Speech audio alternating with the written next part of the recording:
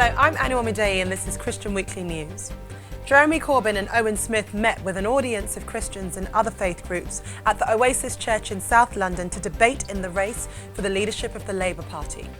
Mr Corbyn acknowledged that the Labour Party had been founded by Christians alongside Jewish groups, stating that they were involved in the party at the very beginning. He noted the important work that churches and other faith groups do through food banks and social services, and said that the party must have strong and effective leadership with all faith communities. It cannot just be photo opportunities. Mr Smith also spoke about the historical connections between the party and faith.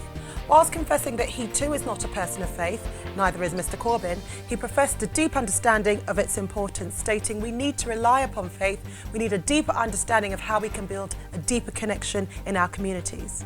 But Andy Walton, who was present at the meeting, reported in Christian Today that in his view, both men came up short by their lack of acknowledgement that faith is about more than the provision of services.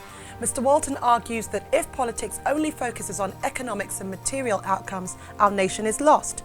But a political party which looks towards truly embracing the common good would not only be an electoral force, but would change the country for the better.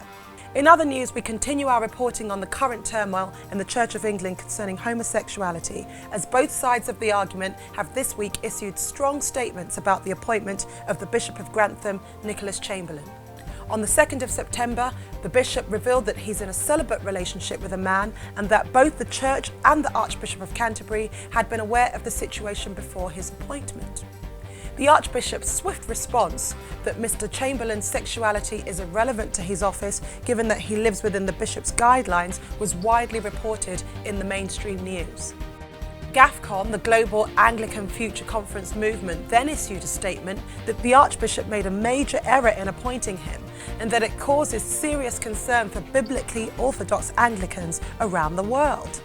The Secretary-General of the Anglican Communion, Dr Josiah Idowu, who's reportedly known for his conservative views on homosexuality, has recently denied that the appointment was wrong, stating it's clear that the Bishop Nicholas has abided by the guidelines set down by the Church.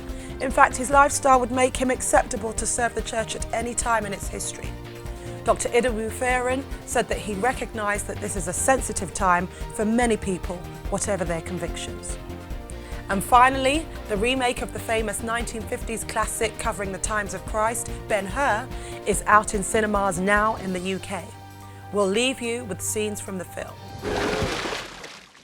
You wash ashore, shackled. You are an escaped prisoner.